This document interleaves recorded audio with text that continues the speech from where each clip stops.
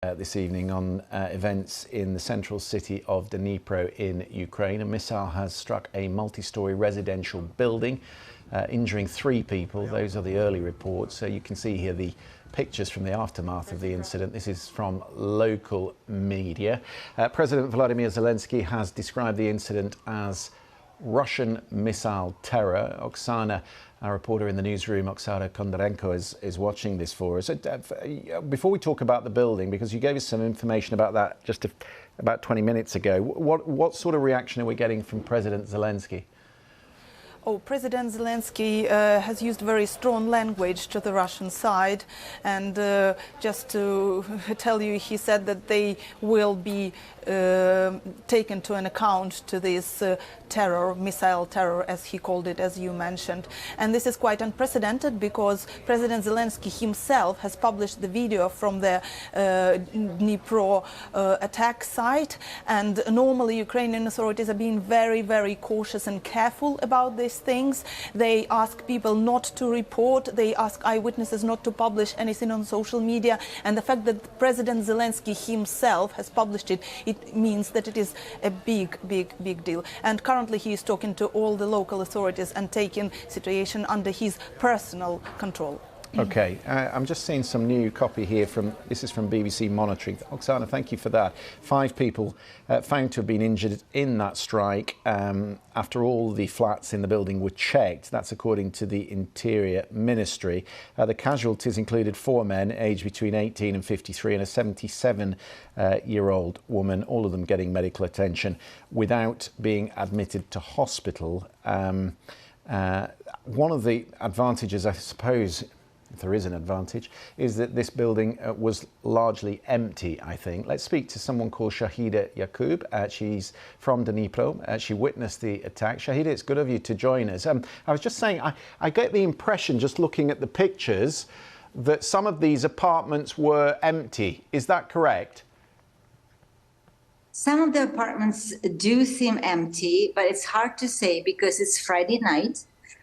Obviously, some people were out. But when I was speaking to the bystanders and a lot of people, new people who lived in the newly built apartments, they said that there were people inside. Just mind you that there are like residential blocks. There are 3 blocks. And there were families there. So families with kids were inside, probably. But because of Friday night, a lot of people might have been out. So that's one of the things which we were discussing. What is truly shocking about this, Shahida, is the recklessness and the sort of the lack of care for anybody, any residents in the city, and it probably tells us that actually the Russians really don't care where they're firing these missiles, and they don't have missiles that are accurate.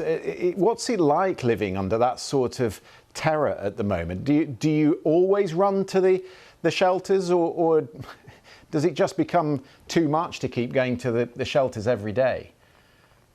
I'm actually not from here. I just came here. I'm making a documentary film, and I just arrived here today, and I was walking on the street, on the same street where the attack happened, and I basically missed it by 2 minutes. It was a huge 2 bangs, really loud, and then a smoke. And then it was obvious something happened. The one thing I can say to you is that there's nothing safe here in Ukraine, anywhere in Ukraine, travel across the country every day. So we thought that Dnipro is more or less safe because tomorrow we have to go somewhere else, but hey, no.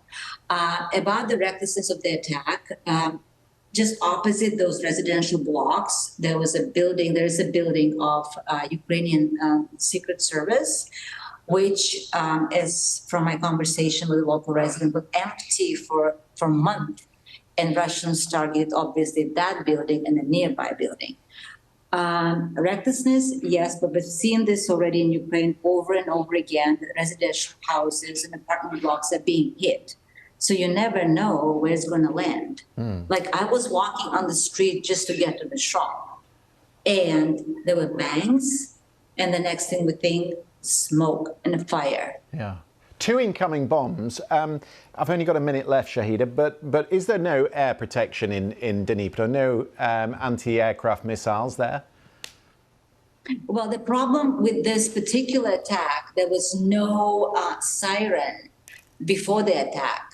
I think the Russians were using something, a ballistic, I'm not a weapons expert, but something which the anti-aircraft defense couldn't notice before it happened, because there were two strikes and then 2 minutes later we had the siren.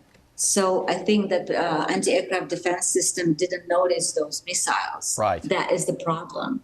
Shahida Yakub in Dnipro, thank you for coming up and explaining to us what happened this evening.